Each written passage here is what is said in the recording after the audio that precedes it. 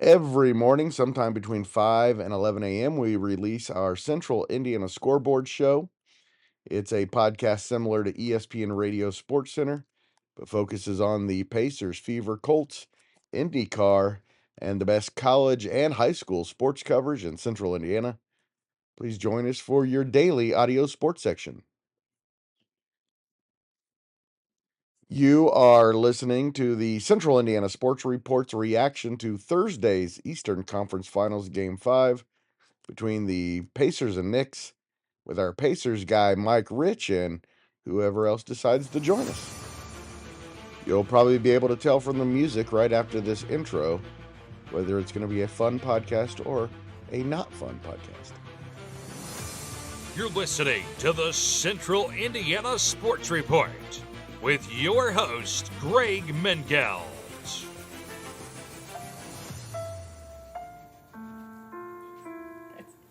Welcome, Pacers fans, to the Central Indiana Sports Report for our reaction to Game 5 of the Eastern Conference Finals. Today is May 29, 2025. I'm your host, Greg Mengelt, going live on the Riverside app from headquarters in Jeffersonville, Indiana. Producer Susie is in the control room. What up, Susie? Yo. Coming up, Mike Rich and I are going to be talking about the Pacers' loss to the Knicks. It's not final yet. I'll have the final score for you in just a minute. We'll be joined, I'm sure, by some others. Will Retherford, Michelle Garman, John Robertson, probably others. Before we get started, Mike, I want to encourage everyone to go to our YouTube page and subscribe. We're going to start having lots of video there. You're going to want to subscribe.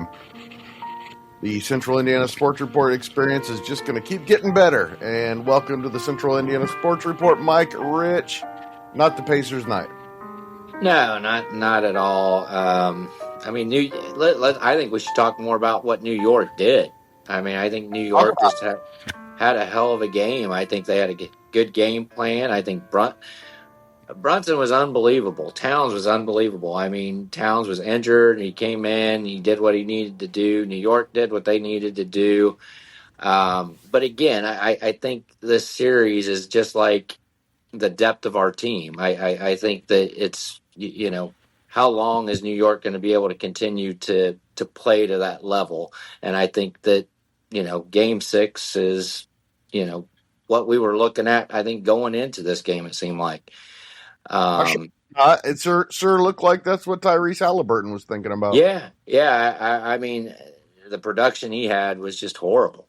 And I mean, you have a perfect game 4. I mean, you can't play any better than what Tyrese Halliburton played as a guard in this game. But I think Towns is going to be even sorer after tonight's game, and I think going into Saturday, I think it's I think our chances are pretty good. We got to take one of 3, and we've lost 1, so now it's one of 2. One of 2, and it's 1 in Indianapolis and 1 in New York. Yeah. I don't like. Will Retherford joins us now, and Will, how are you looking at it? Half glass full or half glass empty? Pretty pathetic. This was awful. I mean this with the utmost honesty. If I'm forced to watch the Pacers let an and one bucket go in one more time, I am going to have an aneurysm. I don't understand. If you are going to foul on a shot, hack them and take them out. Put Absolutely. Someone's ass on the hardwood. I watched 8 and ones tonight. It's unacceptable. It's soft.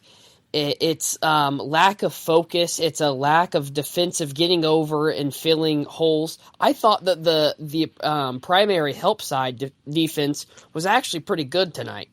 I thought they helped over really well. It was that secondary help there under the bucket that was just completely unacceptable. They just played soft. It was like watching a powder puff football game. It was just unacceptable. You just wonder how, and I don't want to pick on Halliburton because he's been so good in the playoffs, but you wonder how a guy can play so well and do everything right, and then 2 days later act like he wasn't even interested in playing a basketball game. Mm-hmm. I felt the same. I did. I felt the same, Greg. I just felt like it's, they looked at it as like, well, we got to win one of three, and we're going to come back to Indy. But I've been watching playoff basketball way too long, and 15 teams have come back from a 3-1 deficit, and this team is good enough to come back from a 3-1 deficit, and the Pacers need to know it. So clock is running down. It's 109-92 Knicks as we speak. We are heading to Game 6 in Indianapolis on what day of the week is it, producer Susie? Saturday. Oh, I meant what day of the week is now? Thursday. All right, so Saturday, and then we hope we don't have to have a Monday, but the momentum is definitely with the Knicks. But I said the same thing when they lost that game to Cleveland at home when they were up 2-1, and they responded perfectly well. But sometimes you're going to mess around, and it's going to get you beat, and let's hope that's not the case. Knicks did exactly what they should do. They got to defend the home court, and our starters sucked all around. You had Aaron Nesmith, 3 points, Miles Turner, 5 points, Nembhard, 6 points, Halliburton, 8 points. I mean, you're not going to win against a team like the New York Knicks with that type of production. I mean, your best scorer was coming off the bench. Your best scorer was Mather. I think the bench might have outscored our starters. Matherin and Toppin were really the only two who showed up to play a game. And Toppin was minus 26. And oh, wow. Minus 26, and he scored 11 points. He looked a lot better than... Yes. he looked a lot better, but gosh. I don't like the effort that was put forth in this game at all. And no. They sure played like they can just show up on Saturday and win. Yeah. I think feel that way. Hopefully they're right. You're going to fuck around and find out. Yep. I think that they played bad, and I don't think that they were rewarded for physicality much that entire game. I don't think that the moments they did kind of solidify. There was a sequence of a game where they had a steal, or an attempted steal, I guess a tip steal, and 2 block shots and 3 straight possessions, and the Knicks found wide open buckets both times. Or all 3 times, and that just doesn't happen. It just felt like the ball not only bounced the Knicks' way a little bit, the Pacers kind of threw the ball the Knicks' way at the same time. They weren't rewarded for when they did show some spark, and then they get the game down to 10 there in the third quarter, and then they just piss all up and down their leg. Yeah. They just threw the ball away. McConnell played like a dumpster fire. And yes, it just felt like they were so reactionary. They threw no punches. It just I don't know. They played bad. They played really bad. I think if they put more effort into following through on guarding their man instead of trying to sell the flop, they would have done a better job, because they're not going to get the call. Way too much flopping. No, way too much flop. No, they're not getting any damn call. They've not gotten calls the whole series. They're not. It's not all of a sudden going to start where they're just going to start getting the whistle. Yeah, it's not even that. It's just the focus on scoring. Quit worrying about drawing fouls. It was just pathetic all night. But we see the Knicks do the same thing. We see the Knicks do the same thing, and that conversation doesn't happen at all. Where it's like they are also trying to draw fouls. And you can see it in the way that you can see it with Karl-Anthony Towns. There's not a 7-footer in the league that's softer than Karl-Anthony Towns in the paint. I mean, his head's flopping back. It's just that is where I agree that I'm not saying that the officiating played a role, but the Knicks are doing the same thing the Pacers are, and the Knicks are getting rewarded for it. So either they're taking better acting classes at Juilliard than the Pacers are. It just doesn't seem like that's going the same way. It doesn't seem like it's going the same way. I didn't feel it was going the same way either. Well, I didn't, but I think the Pacers need to go into the game understanding that that's not going to happen. No. They can't play and they like need to you play can't like play it's that not way. going to happen. Yeah, you You can't can't play miss that a way. You layup. can't play like You cannot miss a layup in the paint and then throw your arms up and sit and then let an odd man rush go back the other way. That's the issue. If you're not going to get the call, you got to get back and play defense. It's not that to say that they don't have an argument that they should be getting the calls. That's a whole nother conversation that we're not getting into. It's the fact that it's compounded by the lack of effort to get back and to make a big deal out of it. Yeah, stop playing for the call and play the next play. They haven't played for the call the whole game, the whole series. We're joined now by John Robertson, who bailed on the Pacers watch party early to join us on the reaction show. And John, I really wanted them to win this series in New York City, and now I just hope they don't have to go back.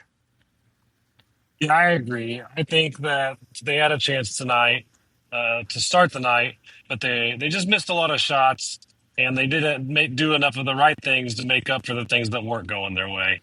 I mean, we can sit and argue about the refs if you want to. I don't personally want to argue about the refs. I think the bigger thing is and this is my take that I've had most of the game. New York came into the night with a plan to play rough, to do.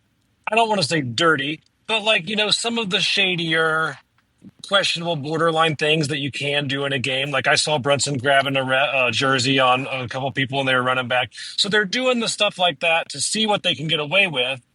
And until you're told to stop, just keep doing it. It's kind of like, cheating in NASCAR. Like if you're not cheating, you're not trying, right? So you're doing a little bit of the stuff that's questionable. Like they were kicking the balls after baskets to I don't want to say delay the game, but maybe a little. There were just little things they were doing that they were getting away with. And I think that's, fair play to them to try it. That was the Detroit bad boy basketball method of the 90s, right? You play rough, you do things until you're told you can't do it. Right. So the Pacers just needed to make more shots, take better shots, and control the ball better to try and, stick with while the things that were happening were negative for them. Like there was just a lot of bad shot selection and just way too many sloppy turnover passes. That was the part that frustrated me the most. They were not taking care of the ball. Yeah. That's it. That's my rant for the night. Good rant, John. I knew from the start, the first offensive play when I thought that Turner got pushed right in the back, and I was like, that's the way this game's going to be called the rest of the game, and you can't play for calls. You got to get back on defense. You got to play the game, and frustrating all around. I mean, score 94 points in a playoff game. That's pretty sad. Bad coaching, bad effort, never a good comeback. Yeah. You got a TJ McConnell just masterclass this evening as well. It was like watching Will Levis play an NFL game. Just does he value the ball? Because it just feels like he just throws the damn ball away every time he touches the court. It's like we see and we talk about his effort and the shot making and stuff like that. 3 times he just throws the ball to the Knicks on just inexcusable turnovers, and it comes at the worst time. Like tonight, they get down 10, and then 2 straight possessions, McConnell comes down, and it's 17-10 before the Pacers can even react to it. And that's the stuff that just bothers the living hell out of me. He is a bench player. You should not be throwing the ball around like that. Like, if Tyrese does that, cool. TJ McConnell is not that. I don't want to be like the people that aren't giving the Pacers credit when they get the win. So we do have to credit Knicks for playing well tonight. They came out with a plan and executed well. So we can be mad at the fact that the Pacers played bad because they did, but the Knicks had a plan and they did it, whether we like their plan or not. So I'm going to give them credit for playing well tonight. I'm giving the Knicks no credit. How about you, Susie? None. Thank you so much to Mike, Will, and John for joining the Central Indiana Sports Report. And thank you for listening. Please go subscribe to our YouTube page and tell your friends about us. Definitely tell your friends. Definitely tell your friends about us.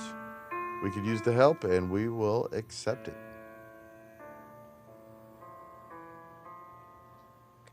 The Central Indiana Sports Report is brought to you by TG Media. And I love you, Susie.